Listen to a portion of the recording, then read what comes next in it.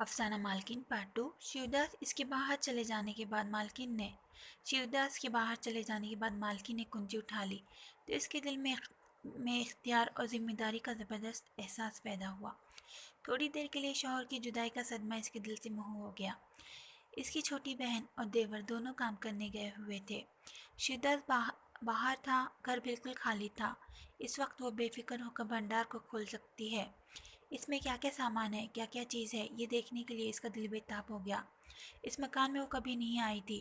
جب کسی کو کچھ دینا یا کسی سے کچھ لینا ہوتا تھا، رام دلاری کواڑ کے دروازوں سے اندر جھانکتی تھی، مگر اندھیرے میں کچھ نہ نظر آتا تھا۔ سارے گھر کے لیے وہ کوٹری ایک طلسم یا راز تھی جسے کھول کر دیکھنے کا موقع مل گیا۔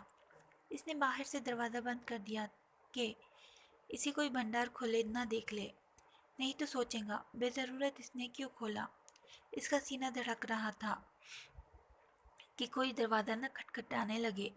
اندر پاؤں رکھا تو اسے اسی طرح کی لیکن اس سے کہیں زیادہ خوشی ہوئی جو اسے اپنے کپڑے اور زیور کی پٹاری کھولنے میں ہوتی تھی۔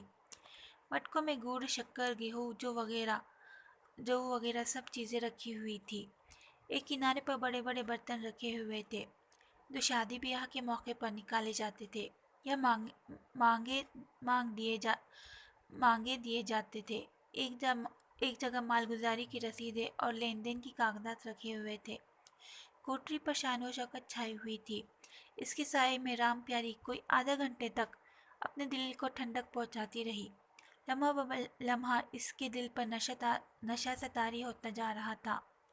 جب وہ اس کوٹری سے نکلی تو اس کے دل کی حالت بالکل بدلی ہوئی تھی، جیسے کسی نے اس پر سحر کر دیا ہو۔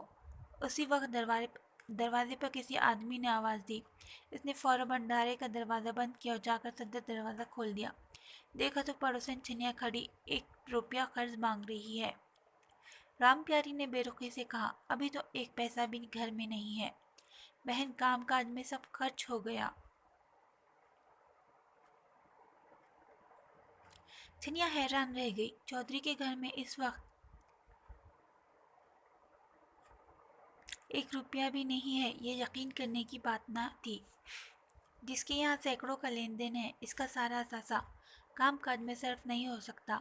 اگر شیوداس نے یہ حلیہ کیا ہوتا تو اسے تعجب نہ ہوتا۔ رام پیاری تو اپنے سادہ اخلاق کے لیے گاؤں میں مشہور تھی۔ اکثر شیوداس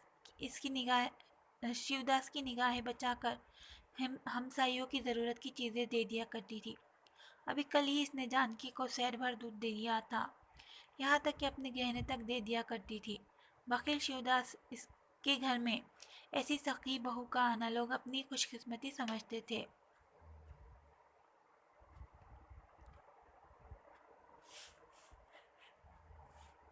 چھنیا نے متعجب ہو کر کہا، ایسا نہ کہو بہن، بڑی مصیبت میں پڑ گئی ہوں۔ نہیں تو تم جانتی ہو کہ عادت قرض مانگنے کی نہیں، لگان کا 1 روپیہ دینا ہے۔ پیادہ دروازے پر کھڑا بک جھک رہا ہے۔ روپیہ دے دو، کسی طرح مصیبت ٹلے۔ میں آج کے 8ویں روز آ کر دے جاؤں گی۔ گاؤں میں اور کون گھر ہے جہاں مانگنے جاؤ؟ رام پیاری ٹس سے مس نہ ہوئی۔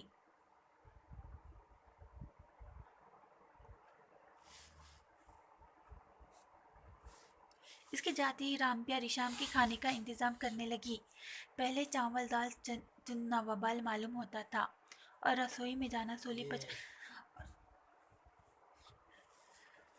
جانا کم نہ تھا۔ کچھ دونوں بہنوں میں جھوڑ، آخر میں شیوداس آ کر کہتا کہ آج کھانا نہ پکے گا۔ اس وقت دونوں میں سے ایک اٹھتی اور موٹے موٹے ٹکڑ پکا کر رکھ دیتی جیسے بیلوں کا راتب ہو۔ اس نے باہر نکل کر دیکھا کتنا کوڑا کرکٹ پڑا ہوا ہے۔ بوڑھے دادا دن بھر مکھی مارا کرتے، اتنا بھی نہیں ہوتا کہ ذرا جھاڑو ہی دے ڈالے۔ اب کیا ان سے اتنا نہیں ہوتا؟ دروازہ ایسا صاف ہونا چاہیے کہ دیکھ کر دل خوش ہو جائے، یہ نہیں کہ اب ابکائی آنے لگے۔ اس نے منی گائے کے پاس جا کر ناند میں جھانکا، بدبو آ رہی ہے، ٹھیک ہی معلوم ہوتا ہے، مہینوں سے پانی نہیں بدلا گیا۔ اس طرح تو گائے رہ چکی، اپنا پیٹ بھر لیا، چھٹی ہوئی، اور کسی سے کیا مطلب؟ ہاں، دودھ سب کو اچھا لگتا ہے۔ دادا دروازے پہ بیٹھے چہلم پی رہے ہیں، مگر اتنا نہیں ہوتا کہ 4 گھڑے پانی ناند میں ڈال دے۔ شیوداس نے پکارا، پانی میں کیا ہو گیا بہو، نان میں پانی بھرا ہوا ہے۔ پیاری نے کہا۔ نان کا پانی سڑ گیا۔ منی غصے میں منہ نہیں ڈالتی۔ دیکھتے ہو کوس بھر کھڑی ہے۔ شیودا مسکرایا، دوڑ کر بہو کے ہاتھ سے گڑا لے لیا۔ تو پلیز ویڈیو کو لائک کیجیے، شیئر کیجیے، سبسکرائب کیجیے۔ ملتے ہیں نیکسٹ ویڈیو میں، تب تک کے لیے اللہ حافظ، اپنا خیال رکھیے۔